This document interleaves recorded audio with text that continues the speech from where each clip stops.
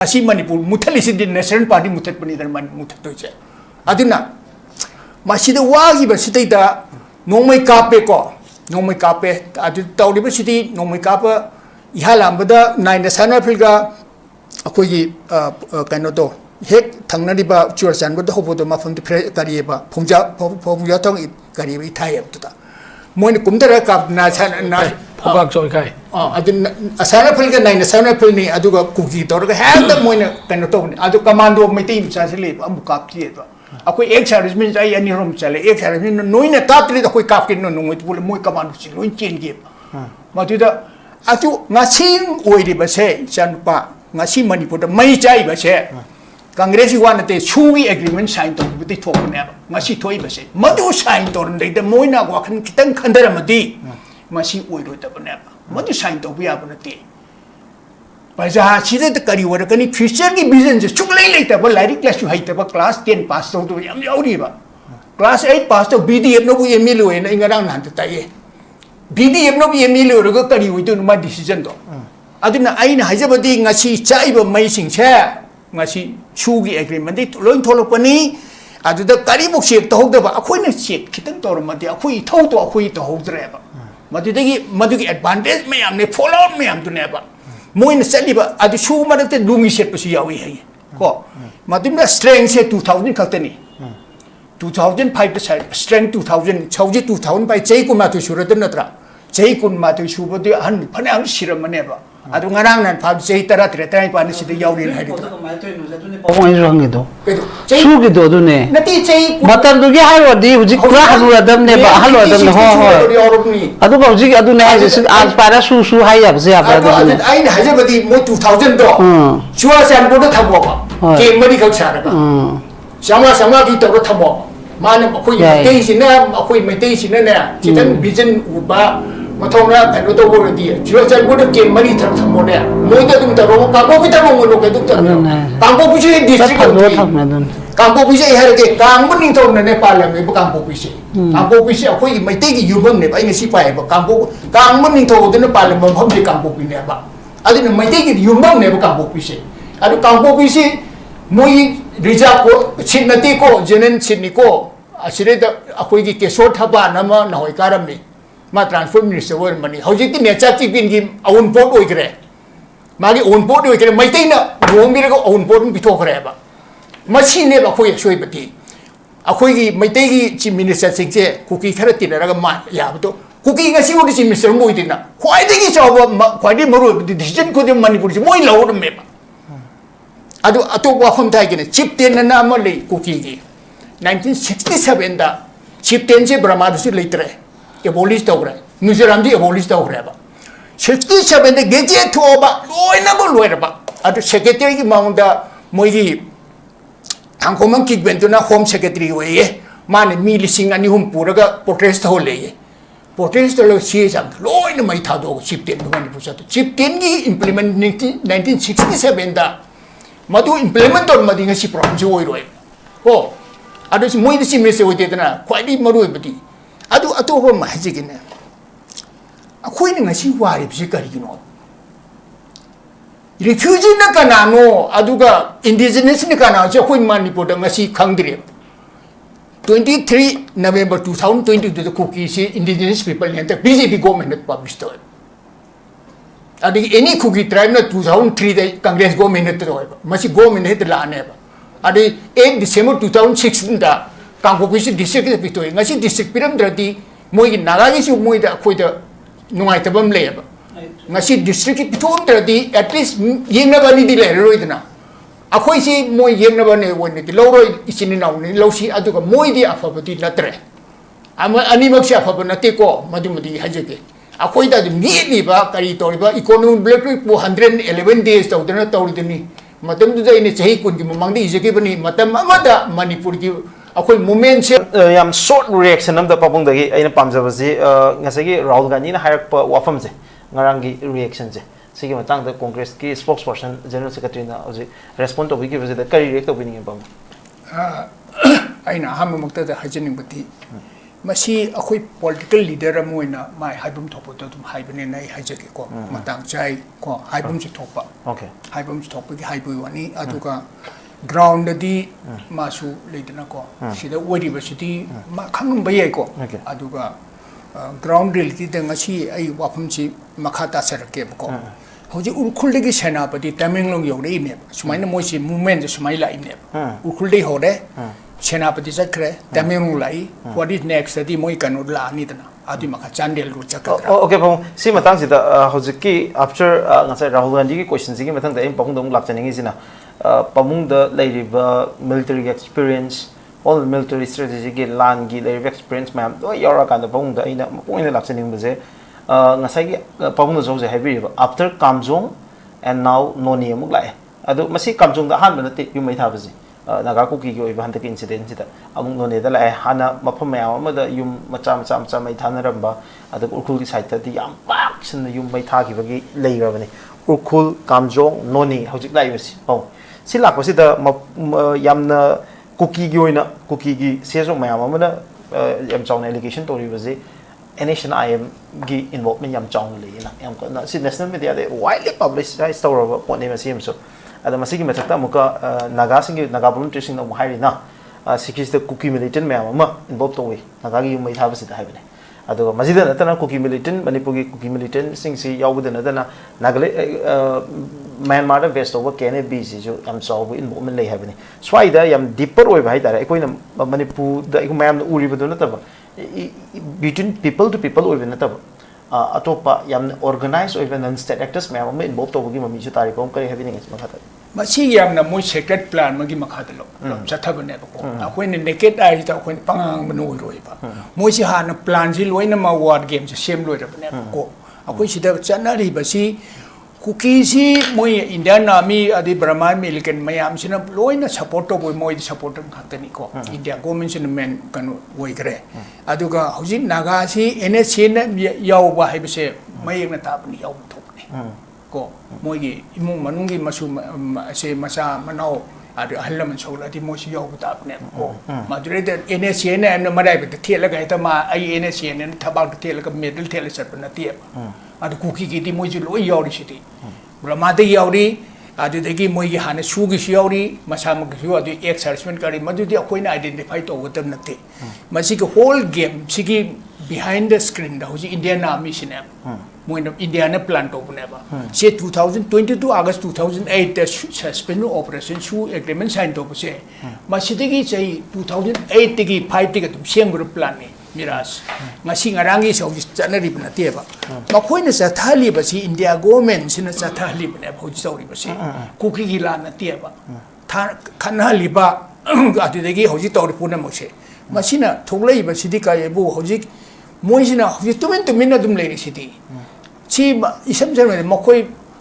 India ki prime minister na moi makok taret kala ga mi tor ba tu world record ge si what mo haite ko masi haite bi maram dum lai ko makoina asoi ba sing che makoina dum serel loina sathali ba si moi game plan di anjan dum hailare underground ki underground ki movement si di sumain tor go lo sim ngam gatam nati ko moina sum phatra gati phatta bagi la kano si di thabok si di phatta bana dum lamun kum ba ni na atu sum henkala kane ba si ki movement si di hoji yum mai tha ba thaine gi du nati ba ko mi hat ba nati ba masi de na sathi ba tholokine ba masi control to ba si akoi political party no oi katra natraga moi military order budi kanu na pidori ba home minister na ko prime minister pidoi ni aduga moi gilim pandi akoi manipur de lo sen city ihala badi asam na pil ki ni set to ki ba sumai sada sena moi politician na di moi game plan ji khang na te ward game ning che aduna hoji akoi gi solution akoi na khang da se hoji oi de ba si solution gu ba hun cha kun kana na khan na gi hai bi ta solution si sumai na sum chatharaga aduga moi hoji manipur de le ri ba isam sam hare ba da Pangnai ba sing de hoji moi adu wakhan chang de na ribbon kaktin le de hoji ribbon kaktin function gi tawdana hoji manipur gi pangnai ba sing se khoi na ka su adu de challe khole moi accident site to the mone de khang de khol de sate moi chief minister chat pi na pangnai jing chat pi ma chap de kari thinge na choi de ribbon kaktin kari tawdana simai le de so ma makhon nu challe sport verification to wada bne ko adu taw chatlagan man khangadabne ba mi ondagi paw bibne mamin mangnu ugadabne mamin yengadabne ba adu army lady sing man hangadabne what is happening here kanana kani tawri no si man physical verification um change ba ma physically present oi kan solution um lakadabne adu aran ba sisu si samjam hairabada akoina bangta tai ko hojik manipur da tawri city mi khodim psychiatric problem la atabne ko hojik se akoi sidai yam chawba akoi sida khangdaba udaba mayam am chawleba hojik manipur ki phamna bi robot tung le redana robot ka mane dili de ki samai button namaga samai tawre ko aduna akoi hi election hojik karak sidai da hojik board ki paisa yen bu khotpa na marak to siyam kan tawri yam na masi wakhan yaw ta bi thabak ne ne hajani ko hojik 21st century ni ko hojik stone age ki century nati ko masi wakhan khan ge dabni akoi chakhol le hariba se chakhol pai ba sidi wanga mu te lari ta pangja isalab ta nati akoi chakhol pa sidi chakhol ba thabak tun utka dabni aduga akoi gi hojik akoi samaj da maruina maitei di effect oidre haigano main effect oidre sidi moina hojik se mind se divert orga moi secret plan am lerga banglong na bukhaira pu yae ba hojik se mind moi diversion se hojik akoi sidai da wa ngang bo si yam kana su nganing de ko aduga hojik akoi khong khut punchela ko open jail lam ge thamba ga chamana ri bani aduna kuki gi hojik moi gi processing ji essential item je phangdra na mo national bhayo de moi na react to ri army na ga moi kano da gas ki yele khole ga hai id khangti at mai swai aduga machi aina yam samna harabada manipur nga sibo hijamira bot kum ba mlm ti yob ne congress de lal badu shastri kum khauji mi ma leibra adi bjp de atal bihari baj kum mi ma leibra hauji phana bi sing se hanagi hal phakraba se hijamira bolat mai karim thamam de tana hauji ki chief minister ga tori bo si di akoi paning de ba ko aduna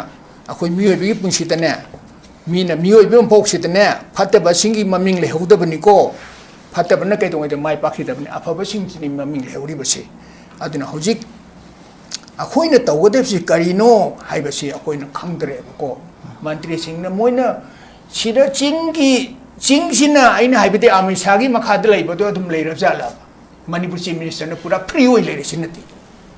na hawai hek hani chief minister haigibodo tabasin aigi chief minister gi adu chingsina misagi haibato adu boidora prab mamang da koi ge namli wangli da di koi ge manipur government gi home minister yawa mla mayam amagi team ama takhibadi thengnai koi ge mafam da yumai thanarak pa khonarak pa gi issue leiba matam da di mamang atu thada jumai thaba haibase masi moina kaino thahali bane haiba injil laga moi de instigate to raga si to to moi de tai bane ba masi moi cookie ne ta sala ga urkul da hori se moi ne ta hori bane te ba si dei mathang ji sumai na game plan si mathang serial do ne sala li ne ado aina chuai de lemo khongi hek manak te leiba khundu bo moi ne control to raga war kan to di action lo de ba mi su atu ne ba masi sam nai aina su banga haiba thokani ko hoji manipur de thoi ba si di ne akoi gi wakhan de suklai letre ko masi kano ki india government di khangmani moina plan tormani army na dum khangmani adu akoi gi mantri singchwa hoji lairiba phana be sinu moi mathau to ni thoktre wari mangdara thorem lotena dum to leire ba aduna di akoi chief minister na plan sida da ma sorry plan da bi interest loraga king da thautre di ma free uni lebi mo madu mo ui ba magi reaction su ka su leite man haibon thob ta thabo su ka su tawde ma thabuk tawgi mom su di ching da hoji mai thari ba kholi ba owa ba tari ba sing mom da ka su concern no de ba aduni ta hajabati okay pong thank you very much ai bathan ji isi swada da mulak jagi pong da ina mulak ta chada pong ji su da ngang ge na si pong na personally ha ge ya do ya da nu question ji lak sai nga sa yam rabi da thong yu wa phom ya adi UNC de ki live NPF de ki live wahang myam adagi somda na muka clarification lo to ge ge kamera hauji ki sui matang dur haibani adu kana ga organization amna club amna na tre association organization amna haik pa ki paukhum pi bani di min to bi ga no ta bi ba myam na to bu befitting reply to the equity party you in a kind of a layer kind of a do people yabra yadab cannot pick it again let the party decide. Okay. Another reason there are MPs they people the MPs in the decide also no even but I want to say wang when a chatra gadi yamna kadi when informal or hergas yam hena fasadabam or any adana pound the election in Bohang see 2008 gi horpa suspension operation say mayamna loinamak blame to is the conflict sigi maroiba crux of the problem se cookie militants mayam si ni haibani ado 2008 gi moi se tripartite talk subsequently tung kona horaga so ai koi ki ceasefire laktana khotana sumaina laba matung moi suspension operation chatna raba matung da moi ki ground rule semdana manipur ki territorial integrity kaibia roi adagi den moi ki leifam thokpa lanmi masing adagi den thampham thokpa khulai masing na chingba loina makse semaba matung da lakhibani tawbutu adudagi transgress oragan the limit me am cross oragan ne ngasi mi siriba mi ha leba incident me am yu mai chakpa khotpa mi han mi pun ma mi si mina kang pasel go me am thole is sigi blame ne ba tonari me am ad sigi blame sigi marakta for a good number of years sai khara madi congress rule gi marakta ne and adugi matung da mula ka do jina bjp rule gi marakta ne ba ani da pabungi comparison da haidare BJP rule ki matam da amasung Congress rule ki matam da ani maksida cookie militant sing si ground rules hai kayam yam na maintain to holaga thambi khi bagi habasini ani ji comparison to papung to biro ai tang ahum pegi 2023 da si ai kari dei thole no sei thi ba ko si kari dei no se tang mari dei gai tum ai yum tha do sale aduda akhoi gi chu gi copy se secretary te kai na loi machi tor mi se 1 August 2005 tana Indian Army ga Assam Rifle ni ko Indian Army ka chu gi sane 1 August 2005 ta ko a chu se ai ni chahi ani se whole Manipur da ina chimpha da kok ta le ra pon aina wa nga pam chi da ngasi chu se se ani matung pokhai ra pon member ja chei ni mamang te kana su khangam te ai ju khangam te secretary tegi laure copy se lauraga masida pa ba sidai da preamble ahum yauri masi ay repeat to ge manipur integrity kai bi yaroi I halam ko adagi Indian constitution honor to gani aduga shuda sign to na security force Assam Rifle Manipur police na chugi militants ta ka pi ati aduga whole responsibility ground rule se akoi state government the pi state government the pi ba se kem tara mari ni le rami se yes Kangpopi da mari, Surasan da mari, adagi Trezol da ani, adagi Ternopol da ani mane, adagi Sandel da mane, kem tara mani se. All along ako Kangpopi da roching matak se, loina ako pai tok thaman pane. Masidai da ako sidai lai ba sing sena, kana su yeng hode kayu khangang de aduga. Manipur government gi matam no pa ma government kari party any party led be any party I don't care ko. Adude makhuina sign to driba so yam important ba Manipur sumaina wagane so moi khanda bungam deba aduga sugum ba sign to tari parja da moi ne at least inform to godem tha new mamang da sumaina koi sign to dina moi to ning ba to ba ai mantri wera chief minister ai si wera na man to biya deba madu di whole responsibility ga si bi moi ne pubang tok tro aduna ground rule sida aina impact di bi so akoi di ai dhanasan riawi man hai ba masang na bi na famina raga ground rule sida tha khudingi kem tara mari sida chalaga moina ground reality implement to riba to deba du yeng gadam ne ba kana mu di yeng de not a single 18 years se kana mu na Manipur di yeng de ba moina hotel limphal da adegi moi gi MR gi bucket holder da dinner na traga lunch ara thak sar ga chi da dum sign to ba adu ground no de le rami china ya ya asanable su le rami asanable kemum le re chu kemum le re chugi militancy na kem de mapan thopu ya de kem de ma ngoi pi ya de mapan thopu sia de permission to join action group da akoi Manipur DIG IGPM na ma gi ku kanoni aduna akoi Manipur to city ching de kana mu se to re de moina asanable kem si da ga moi le minar mi chai trai ma ji le minar na asanable circle la sen moi loan pi re de moina adum UA ba ko militancy ni U abne ba madura salaga Manipur police no se tawdre kanamuna aduda home minister gi ne central government gi home secretary mi si yobne madu team du yobne madu team du ai ngasi di portre aduna totally ho shoi ba se Manipur government ne Jay Machi Ainaka, he BJP Congress one at the Nasi Manipur, Mutalis in the National Party Mutapani than Mutatoja. Adina Masida Wagi Basita, no my cape ko, no my cape, at the University, no my capa, Ihalambada, Nine the Sana Pilga, Akoyi Kanoto. Head Tanganiba, Churchan, but the hope of the Mafum the Kariba, Punja, Popuyatong, Karibi tie up to that. Mon Kumdara Cup, Nasan and Nai. I didn't a Sana Pilga, nine, a Sana Pilni, Aduga cookie, or have the Moina Penoton, Adu commando of my team, Sasili, Amukap theatre. A quick exercise means I any room shall exercise, knowing a captain, a quick captain, no, with more command, which chain give. Matuda, Atu Nasim, Oidi Base, Sanpa, Nasim Manipur, Mai Chai Base. Congress one at the Chui agreement signed on with the top never. Masi Toibase. Madu signed on the Moina walk and Kitan Kandaramadi. Masi Udo Tabanaba. Madu signed on we are on a day. By the she did the curry work and Christian business took later, but like class you hate about class 10 passed out to Yamiba. Class 8 passed out BDM no Emilio and Ingaran Hantaye. BDM no Emilio, Rogari, we do my decision. I didn't Hazabadi Nasi Chaiba amazing chair. Ngasi chugi agreement di loin tholopani adu da karibu shek to hogda ba akhoi na shek kitang tor ma de akhoi thau to akhoi to hogdre ba madu gi advantage me am ne follow me am to ne ba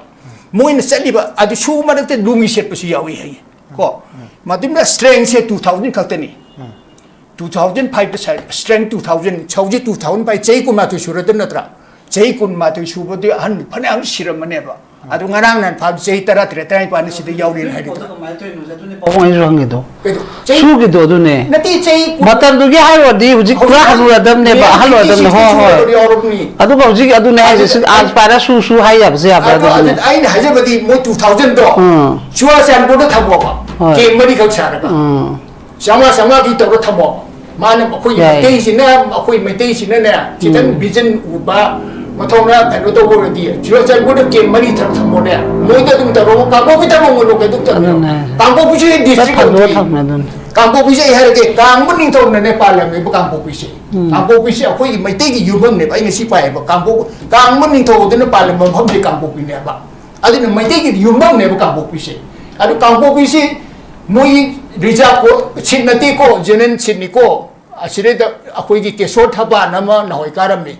Ma transfer minister word money. How did the nature keep in him own port oikre? Magi own port oikre, my tina, no miracle own port and pitogreba. Machine never quay a show bati. A quay, my tagi, chief minister sings cookie carrotin, ragaman, yabuto. Cooking as you would see Mr. Moidina. Why did he saw quite a more the decision could have manipulated more lower map? I do a two from Tigan, chip tin and Amali cookie. 1967, the chip tense Brahmadus later. Abolished over New Zealand abolished over 67 the gadget to over low number at the secretary among the Moigi Tankoman Kid went to home secretary way man me sing and home puraga protest whole protest the season low in my tado chip 10 chip 10 implement 1967 the Madu implement on Madinga si province oh I just more the same with it quite maru Adu over magic in there. A queen as she worried, she got you know. Refusing the Kanano, Aduga, indigenous Nikana, Jaquin Manipur, the Masi Kangri. 23 November 2020 to the cookies, indigenous people and the BJP government published it. At any cookie tribe, 2003, the Congress government, Masi government hit the land ever. At the 8 December 2016, Campo district Victoria, Nasi district Piram Drati, Moy Nagis, you Moy the Aquita Nuitabam labor. Nasi district Pitum Drati, at least Yenavani de Leroidna. Aquisi Moy Yenavane when the Loro is in Losi Aduka Moy de Afabati Latre. I'm an animal chef of Natiko, Madumadi Hajake. Aquita immediately back Caritoriba, economic blood 411 days to the Natolini. Madam today in its Haikun, among the Izakibani, Matam Amada, Manipur. Ako'y moment siya ay sikun mang de thogdang ni sigib ni po siyang may dagi palen adi kaisin mam dagi yani pokte loy ni ay sikun mang de ijakra ne ba in khabar adi ijaki ba 1111 days ki 3.5 months ke no economic block legi do aduna isan ne pisu ina on pasu ai isan pasu ai hajike ako'y ni sidil laung na ra khona na ga kaisu kana banate ai the thamoi kaira mi mani akhoi gi asoi be sitin 16 December 16 October 1949 degi kan akhoi soi khara bani akhoi asoi be se akhoi na sumai khana ra kamai to sum to ke si solution je kamai to production khana se ba ko soi be di soi khara ba led by any government matam tu da haying akhoi su ngasi khana ri be se akhoi na ngasi khana chemdo udradi akhoi sai su na ram ne as pukui na sumai trip to we mai te sumai ko chala thame tha chahi um butam ye hine adu akhoi hanlam su ke dole ge na moi na hang ai na ngasi 78 years matung da hangi sina ba akhoi hanlam sina che kabo bili 13 March 1953 da Nehru na kabo bili to he pitoi ko adu kari im pitoi no kari to no 13 March 2053 da man pitoi you know the pitoi adu de moi si picnic jatan khodna to adu tanamu na react autte adu Nehru na pito ko chumane pito na parliament de kari ta resolution lauraga Nehru gi mati Nehru gi to bili jo Nehru gi my personal property ra ba hete pi abra ba le ba gi akhoi ko bili se akhoi manipur gi chai se khena ba nati ne ma le ba gi akhoi manipur kingdom ne le mini adu gi portion du he to thok pito ga ma mai par mai Nehru gi ke no ra ba my personal property ra madu ki tu 15 da ba 53 da madu ki lu yam ke no debatable oi ki bani nati adu wat to khanati to ki record I want to lai don't abu when I am speaking nate babu adu mai adu nati adu I know you aran kai topic ta ne topic ta ne semkat chagat ba advocated oi ba wai haijel lagadi semkat chagat ba hai ya si I the higher child si kabu meri di brahmani oi khe lore Banamo pito adu ne da congress banam to I intervene nate babu I have one question babu ko babu kabu valley se ekoi congress na adu pallabani na iso haihoge to bani babu ekoi congress na pito ki adu ga sida Nehru ki involvement lai have se mayam political leader mayam thambasu lai adu even some khara text ta adu claim to busu lai adu claim amni babu mamang da Manipur ga hanagi union minister BJP gi union minister of state R.K. Ranjan man press meet or high wafam ni see lali this is best day sana kari having pong khamba morang gi kham thoibi du na kabo ma loi chali mapam kabo akhoi Manipur kabo valley si nate lali habadi nate pabung nate ai khoi gi oiram me habado adu lali hab nate ai khoi gi Nehru na pithoki habaze si lali na BJP gi leader ma de do mai tham ki nate kamai tong lan dui noi haidi adu historical record nate ai wam hajike ko 1493 ai chite di outre ko kabo valley si akhoi gi ning thosin palami British kabo valley sign to mute the Brahma gi Britisher ni maitei gi Britisher ne yes absolutely so maitei na sign to ki maitei na agreement na sign to te chu kan punia na sign to ni maitei gi option sign to te ngasi ok de agreement ji Buddhism merger gi men na kana maitei ni sign to dire ba adu Britisher ani na sign to le di kari gi no bu moine Burma sin akoi disturb to the moine British nu ngai ne le bagi adu yi one kabo valley sile raga irawadi leader le raga akoi kabo valley sile ne mi nature gi chu physically chu on ground chu akoi gi lam ne hai basi si intention boundary 100% chumme hoi madi masidai dai di masi chuga yang moi ba ade babung ai ko ngasai gi sita si mayam ji emotion mayam lei ni babung ngasai gi ai na hangi bo hang ji ju wet yam lei doi ni di kai no public ki emotion lei ni la na chana ki bi a doi ni babung sigi makha sida another topic amda aina topic mayam discuss tawre kabo valley ekoi gi oiram bra kabo valley hanjing ge dau ni have documentary ai sana semja khre kabo valley Manipur gi oiram me have sigi matang the historical record mayam o puthora ka ni widely ekoi gi viral chaptana ekoi Facebook to oigera YouTube to oigera phangmani babung na pandiri ba mayam do Manipur kabo valley se ekoi gi oiram me have gi madu gi khudam mayam ma karam like sing da du yawi ma karam map sing da du yawi mi Alexander Mackenzie ne kari haram mi mayam ma ekoi British writer mayam ma British historian mayam ma na kabo valley ekoi gi oiram ba gi matang ji khwai gi theng abada 18 October 1948 ta Manipur yana na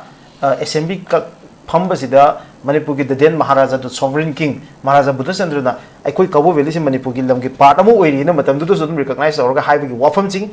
area yauna thang gi wafam mayam leire babung hangi bo hang the only part ama khak ni sida debatable oiri si aina amna chumi amna lale habi wafam na te di pang question tok jowe wani Nehru na Cabo Valley Pitokibra na Pitokida Brave Wanguni see another Sigi topic she so Makana and Zadulak I should invite those then a Sigi Quintan to give topic Laikot village attack after Kamjong attack I